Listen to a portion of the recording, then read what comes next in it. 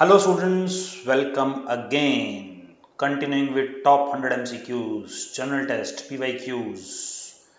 Question number 71. So till now we have discussed 70 questions in quantitative aptitude, 20 questions in reasoning. ठीक है, 90 questions discuss किए हैं. तो last 10 questions to complete the series of 100 questions, past year questions.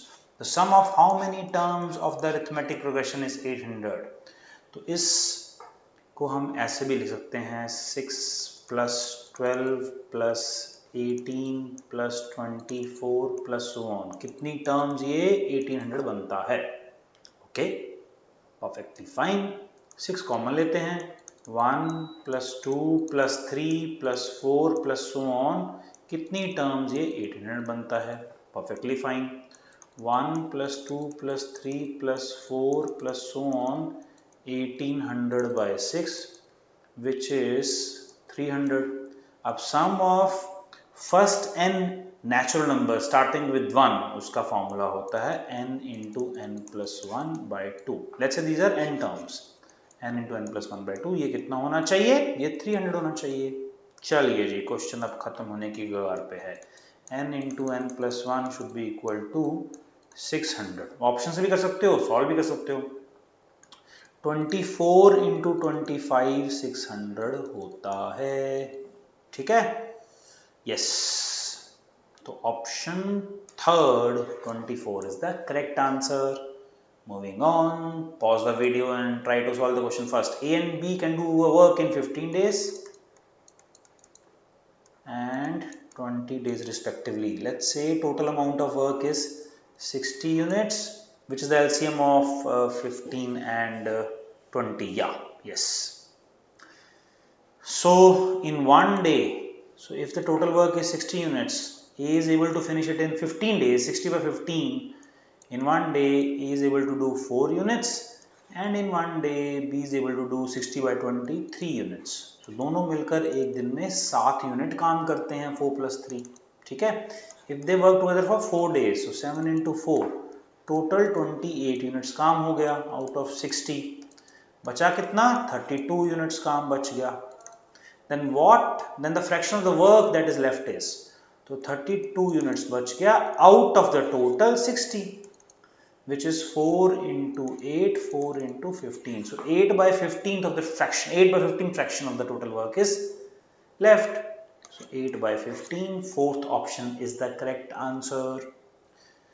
Question number 73. The curved surface area of a cylindrical pillar. तो it's a cylindrical pillar, curved surface area. तो curved surface area का formula होता है 2 pi RH. This is 264 meter square. Its volume का formula होता है pi r square h. This is 924 meter cube. The ratio of its diameter, which is 2r divided by height, is, so we need to find 2r by h. That means we need to find r and h. तो देखिए, ये equation number 1 है, equation number 2 है. Let's divide equation number 2 by 1.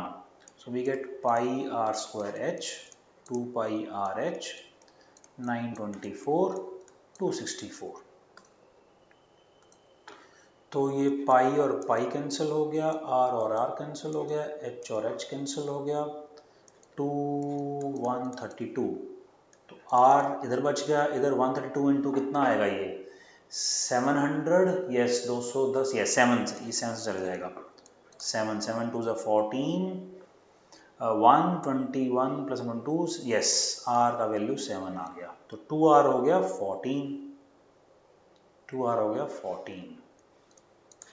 वैसे तो r का value 7 आ गया तो ऑप्शन से हो जाना चाहिए, बिकॉज डायमीटर है ना, तो डायमीटर है तो 7 का मल्टीपल होना चाहिए. तो ये नहीं हो सकता, ये नहीं हो सकता, ये नहीं हो सकता. यही आंसर आना चाहिए 7:3. ठीक है ना. अदरवाइज आप h भी फाइंड कर सकते हो. तो h फाइंड करने के लिए इसमें r की वैल्यू फाइंड पुट करते हैं. सो 2 पाई है 22/7, r हमने फाइंड कर लिया 7 इंटू h, दिस इज 264. सो ये है आपका 132. ये कैंसिल हो गया. ठीक है. सो 22 इंटू कितना बनेगा, ये 6 बन जाएगा. यस, 6 बन जाएगा. So h is equal to, yes, 22. 6 2 12. Yes, h की वैल्यू 6 आ गई. तो 14/6 which is 2 7s are 2 3s are 7:3 is the correct answer। ठीक है, आप यहाँ पे जब आर की वैल्यू 7 आई है, अगर किसी और ऑप्शन में फर्स्ट में 7 नहीं तो आप सीधा ये भी कर सकते हो सकता है एक ऑप्शन 7:4 भी हो, बट एक ही ऑप्शन था जिसमें पहली वैल्यू 7 है। एक ऑप्शन 7:4 होता तो मुझे फिर h की वैल्यू फाइनली फाइंड करनी पड़ेगी, यस, बिकॉज पता नहीं 7:4 है 7:3 है। Clear? Question number 74, in what ratio does a line x plus y minus 6 equal 0 divides a line segment joining the points a 3 5 and b 2 -7। तो दो पॉइंट्स है, चलिए बनाते हैं दो पॉइंट्स। एक है मेरे पास 3 5, एक है मेरे पास 2 -7। Let's say this line cuts the line segment joining these two points at this point, let's say, and this point, this line divides the line segment in the ratio m:n। That means ये जो point है जहां पर ये line intersect कर रही है, इस लाइन सेगमेंट को, ए बी लाइन सेगमेंट को m:n की रेशियो में डिवाइड कर रहा है, वही मुझे फाइंड करना है। दैट मीन्स ये जो पॉइंट आएगा eventually, let's say this point is xy, ये पॉइंट इस लाइन पे लाई करता है। तो ठीक है, फाइंड करते हैं। तो x फाइंड करते हैं पहले सेक्शन फॉर्मूला से, 2 × m plus 3 × n divide by m plus n। ये हो गया x और y क्या हो जाएगा, -7 × m, फॉर्मूला याद है तो बहुत आराम से हो जाएगा, n × 5, this is equal to m plus n। अब ये एक्स वाई जो पॉइंट है इस लाइन पे ऑब्वियसली लाई करेगा, तो बस सब्स्टिट्यूट कर दो और तब हमारा रेशियो भी आ जाएगा। चलिए सब्स्टिट्यूट करते हैं, x plus y minus 6, so this which is 2m plus 3n divided by m plus n plus y, which means this, which is minus 7m plus 5n by m plus n, this is equal to, ये -6 उधर जाके 6 भी हो सकता है, yes, ये भी कर सकते हैं 6, ठीक है, परफेक्टली फाइन। ये m plus n LCM आ गया और वो उधर चला जाएगा, so you are left with 2m plus 3n minus 7m plus 5n 6 × m plus n which is 6m plus 6n। ठीक है जी, so this becomes 2m minus 7m minus 5m उधर जाके 6m के साथ 11m हो जाएगा, और इधर 3n plus 5n is 8n minus 6n is 2n, तो ये 2n हो गया। मुझे फाइंड करना है m:n, of course m:n, so m by n is 2/11, 2/11, m by n is 2/11, ठीक है, which means third option is the correct answer। Question number 75, a man standing at the top of a tower, finds that a boat coming towards the tower takes 10 minutes from the angle of depression to change from 30 degree to 60 degree। तो ये tower पे man है, यहां से angle of depression बनाते हैं पहले। Angle of depression 30 degree से 60 डिग्री हो गया।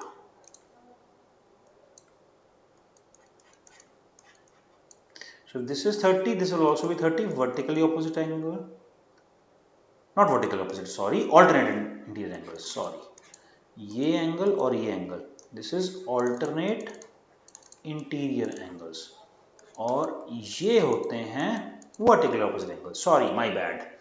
तो ये एंगल 30 है तो alternate interior angles ये भी 30 हो गया, ये 60 है तो ये 60 हो जाएगा, ठीक है।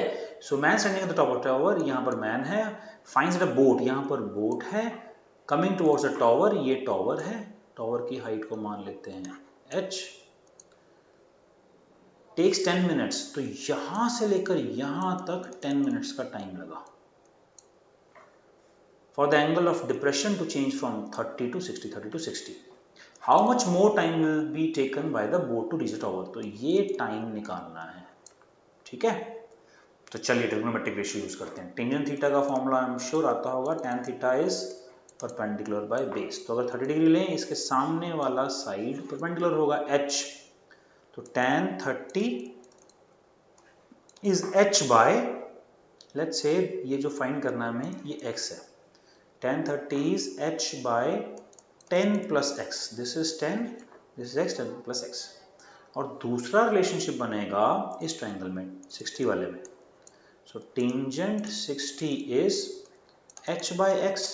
चलिए tan 30 होता है 1 by √3 और tan 60 होता है √3. ठीक है, याद होना चाहिए, साइन कॉस 0 से लेकर 90 तक याद होना चाहिए. tan 30 होता है sin 30 by cos 30, sin 30 होता है हाफ और cos 30 होता है √3/2. So 1 by √3 and tan 60 will be sin 60 by cos 60 which is √3/2 by 1/2 which is √3. तो ये चीजें याद होनी चाहिए, बहुत सिंपल क्वेश्चंस हैं. ठीक है, तो यहाँ से h का वैल्यू क्या आ जाएगा, h का वैल्यू आ जाएगा √3x, वो इसमें पुट कर देंगे. ठीक है, तो x की वैल्यू में सीधा डायरेक्टली आ जाएगी. चलिए पुट करते हैं, let me have a different colour ताकि कंफ्यूजन ना हो. चलिए h का वैल्यू √3x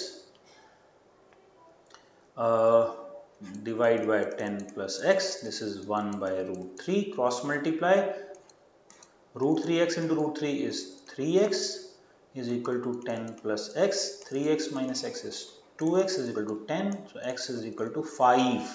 तो 5 मिनट और, perfectly fine, 5 मिनट और लगेंगे. Clear? Question number 76. 3 partners A, B, C started a business. Twice of A's capital, let's say A's capital is A, twice of A's capital is equal to thrice of B's capital, let's say B's capital is B, and B's capital is 4 times C's capital.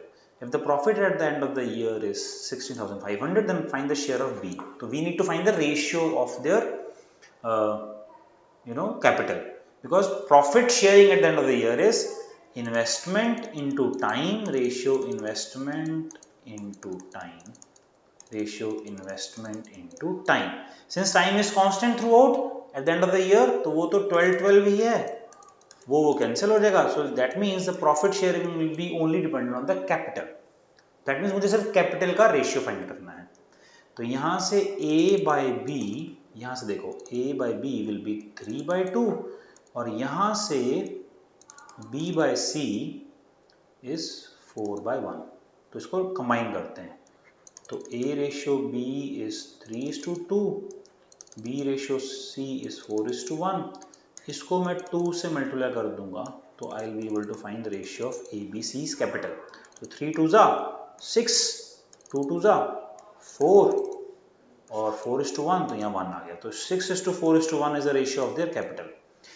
अब मुझे चाहिए share of B. Share of B is 4 divided by total parts, which is 6 plus 4 plus 1, which is 11 into 16,500. 11 ones are 11, 5s are 1500 into 4, which means 6,000 is the share of B's profit. 6,000, third option is the correct answer. Clear? The point of intersection of the medians of triangle is called, ये भी एक फटाफट revision कर लेते हैं. ऑर्थोसेंटर क्या होता है, जहां पर परपेंडिकुलर्स मीट करते हैं और ऑल्टीट्यूड्स मीट करते हैं. So the point of intersection of altitudes is orthocenter. Incenter is जहां पर एंगल बाइसेक्टर्स मीट करते हैं, और इन सेंटर, इन सर्कल का भी सेंटर होता है. ठीक है, सर्कम सेंटर इज जहां पर परपेंडिकुलर बाइसेक्टर्स मीट करते हैं, और सेंट्रॉइड जहां पर medians मीट करते हैं. So the point of intersection of medians of a triangle is centroid, and centroid divides a median in the ratio 2:1 from the vertex side. ये भी प्रॉपर्टी याद रखिए, काम की है. 78. 3 dice are thrown together. Okay, find the probability of getting a total of at least 6.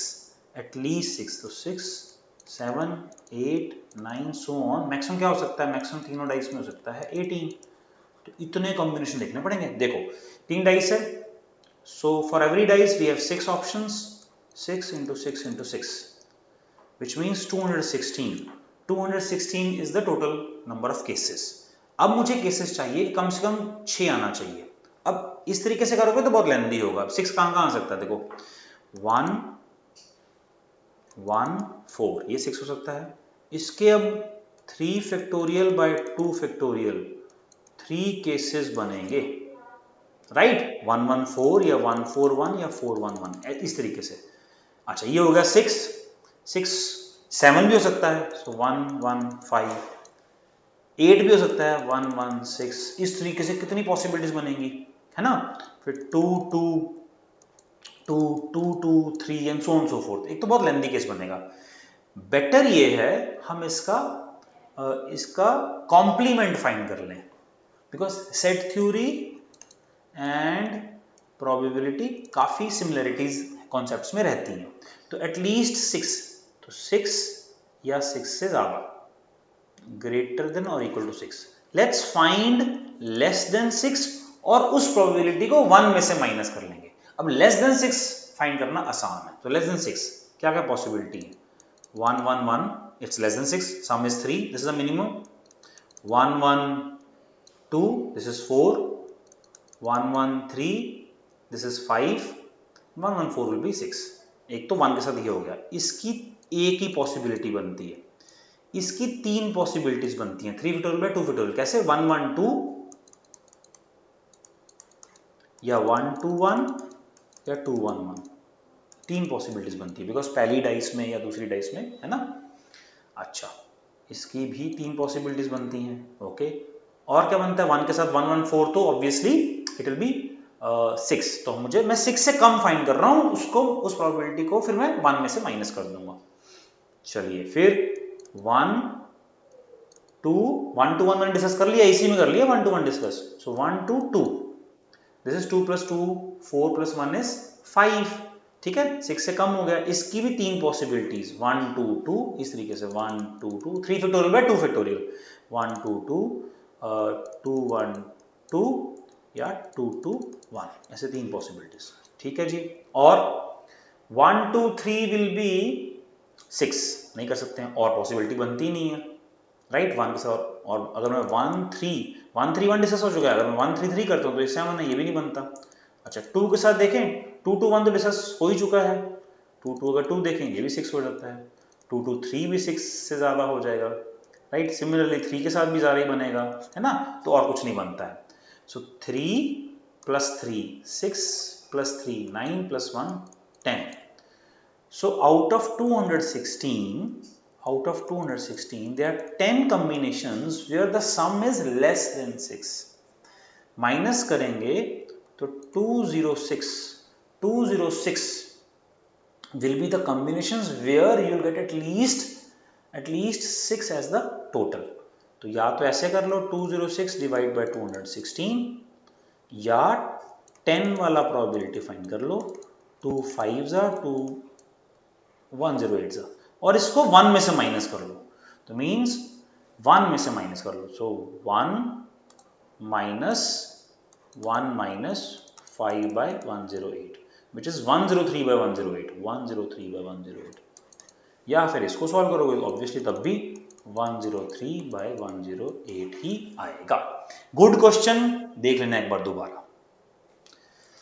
What is the mean proportional of 48 and 12? Let's say the mean proportional is m. तो एक तो तरीका है कि डायरेक्टली फॉर्मूला अगर आपको याद है, दोनों का प्रोडक्ट उसका स्क्वायर रूट, राइट, 48 × 12 का स्क्वायर रूट, या वही 48 by m is equal to m by 12, which is same again, m square is 48 × 12 और m is 48 × 12 का स्क्वायर रूट। सो 48 को लिखते हैं 12 4 और 12 × 12 का स्क्वायर रूट हो गया 12 और 4 का 2, 12 2 24 is the perfect answer. Clear? Question number 80, which is the 100th question of past years questions of general test, जिसमें हमने क्वांट और एलआर ये दो चीजें डिस्कस की हैं। 80 questions quant, 20 questions LR, 100 questions हमने डिस्कस किए हैं। आई होप ये हेल्पफुल रहा होगा।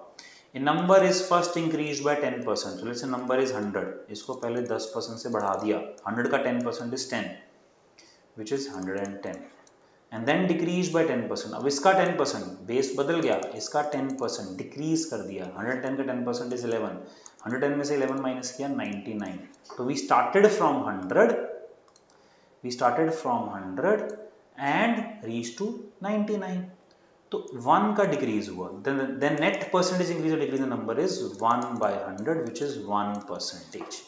ठीक है, 1% डिक्रीज। ठीक है, क्लियर। ये भी फॉर्मूला लगा सकते हो, a plus b plus a b by 100, successive percentage increase decrease का formula. So 10 increase 10 decrease plus 10 into minus 10 by 100, ये कैंसिल होता है, माइनस 100 बाई 100 विच इज -1। -1 का मतलब हुआ 1% का डिक्रीज, नेट इम्पैक्ट। क्लियर। सो पढ़ते रहिए और बढ़ते रहिए और चैनल के साथ जुड़े रहिए, और भी ऑब्वियसली कंटेंट आते ही रहेंगे, बढ़िया बढ़िया कंटेंट आपको देते ही देंगे। Thank you guys and all the best for your CUT 2024। अच्छे से पेपर करना और stay tuned with our channel. God bless you, bye bye and thank you.